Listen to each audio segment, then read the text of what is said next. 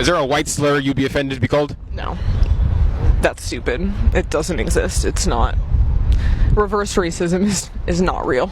Oh, wow. Wow, indeed. How's it been, folks? It's your favorite leftist liquidator, the one and only Bartman. This time, we're responding to a video from @TaylorLajas, who appears to be conducting a street interview with this shining beacon of humanity here. Now, first things first, this person is absolutely correct in declaring that reverse racism does not exist. It doesn't, because it would just be racism, period. The basic definition of racism is simply prejudice or discrimination on the basis of race, or more specifically, to quote Oxford, prejudice, antagonism, or discrimination by an individual, institution, or society against a person or people on the basis of their nationality, or, now usually, their membership of a particular racial or ethnic group, typically one that is a minority or marginalized. The last clause there, commencing with typically, is a product of historical prominence, where the dominant or majority group has had far more effect against a minority group within its influence. Given the tribalistic nature of human societies, this is only to be expected, but it doesn't change the definition of racism, nor the fact that reverse racism does not exist. Anyone can be prejudiced against a given race or ethnicity, regardless of their membership in a majority or minority demographic. That is exactly what racism is, prejudice on the basis of race, just like sexism is prejudice on the basis of sex, and just like homophobia is prejudice, including fear, on the basis of sexual orientation. You'll often hear leftists differentiating between prejudice and racism to get around this. This is the definist fallacy, where one cherry picks a definition for a word or defines it in such a way so as to make their conclusion persuasive, generally occurring when that conclusion is otherwise untenable. Of equal importance is the fact that there's nothing stopping someone from engaging in or enabling racism against their own race. This individual here, who appears white, is doing exactly that, for several reasons. First, they're condoning and enabling racial slurs against white people, saying it is stupid to be offended at such slurs if those slurs are directed at white people. This is not only incoherent, but reprehensible. Racial slurs are meant to offend, therefore it is perfectly reasonable and expected for one to take offense at such aspersions, similarly to how one might react to any other insult. Words and phrases like cracker, honky, white boy, colonizer, paleface, peckerwood, etc. may not have the same potency or pedigree as racial slurs directed at other ethnicities or groups, but that doesn't remotely change the fact that they remain slurs, and they should not be tolerated or condoned in a multi-ethnic society that expects to foster harmony and goodwill among its constituents. Secondly, by stating that offense to racial smears against white people does not exist, this person appears to be making an objective declaration, as opposed to expressing their personal sentiment. This is not only unequivocally false, since there are countless white individuals who will, and do, take offense at racial slurs directed against them, but an exceptionally malignant form of gaslighting, where one's natural reaction against an attack on their phenotype is denied for the ostensible reason of placating this individual's private insecurities and ideological bankruptcy. Finally, to top it all off, we have the inveterate leftist mantra of reverse racism does not exist, which, as I already mentioned, is technically true. It doesn't exist, since racism against white people is just racism, period. But this person's meaning is clearly that racism against white people does not exist at all, regardless of whether it is called reverse racism or not. Again, this is not only pernicious due to its enabling and condemnation of racism against whites, but is categorically false, given the definition of racism cited earlier. Let's see what else this person has to say.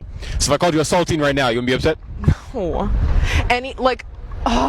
Anyone who says that is just like trying to create an equivalency that doesn't exist. Trying to create an equivalency that doesn't exist. No, they're not trying to do any such thing, since the definition of racism already encompasses that equivalency. Simply because the slur saltine is a far less potency than, for example, the N-word, does not change the fact that it is a racial slur that is meant to harm and offend. All reasonable people would obviously agree, given the historical context, that there is not an equivalency between the average offense taken at saltine versus the N-word. But this person is not talking about equivalency of offensive degree. Rather, they're denying the existence of offense and the reasonableness of such offense for racial slurs directed at white people. And, as I already covered, both of these exist. Alright, and here's her last remark before I go grab some lunch.